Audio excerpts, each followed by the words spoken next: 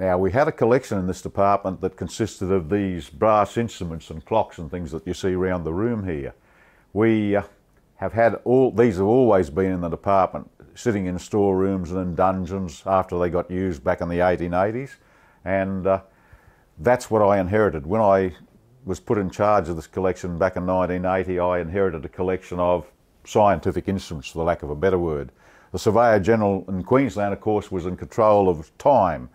We didn't have an observatory like Sydney and Melbourne, these beautiful flash observatories. We had a chook house sitting on Wickham Terrace there, and that's what it looked like, with a telescope poking out through a broken roof with these instruments inside. So these are the clocks that kept the standard time in Queensland, and the Surveyor General controlled standard time in Queensland right up to the 1970s. So those of you old enough to remember the pips on the radio, they were generated from these clocks. We sent the signal to the radio stations and hey presto. Now, I got very enthusiastic and collected this hardware of the surveying and cartographic world, holus bolus. We have a huge collection of this sort of material. But a librarian friend of mine said it's about as interesting as watching dishwater.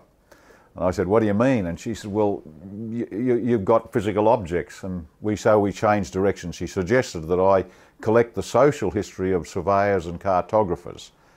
And I said, what's social history? I was a field surveyor, you know, I know what brassware is.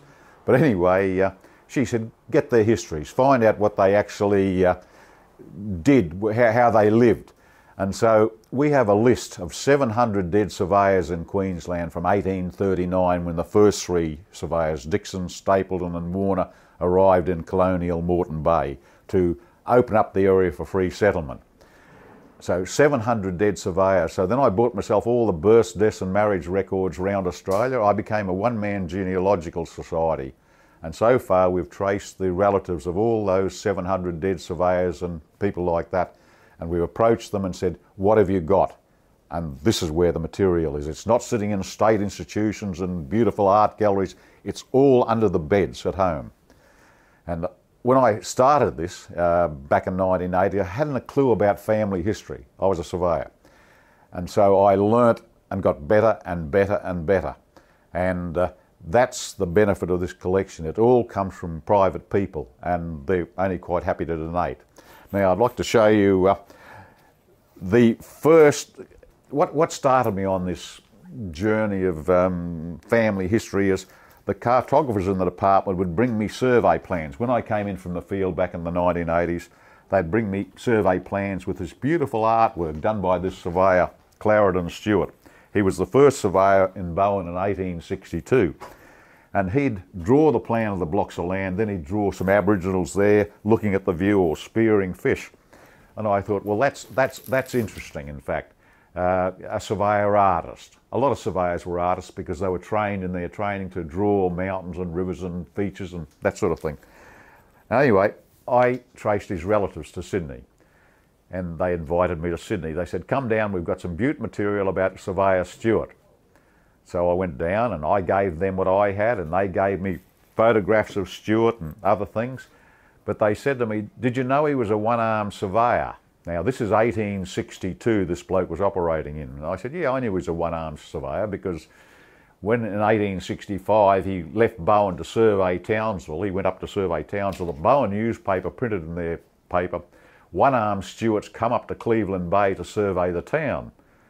And they said, well, that's only half the story. They said, do you know how he actually became a one-armed surveyor? And I said, no, I was all ears at this stage. And they said, oh, wonderful story. He was out the back of Port Denison with George Elphinstone Dalrymple, the famous land commissioner, and they were exploring the back blocks of the Burdekin River there. And they came across a large group of Aboriginals and they had a battle and he lost his arm.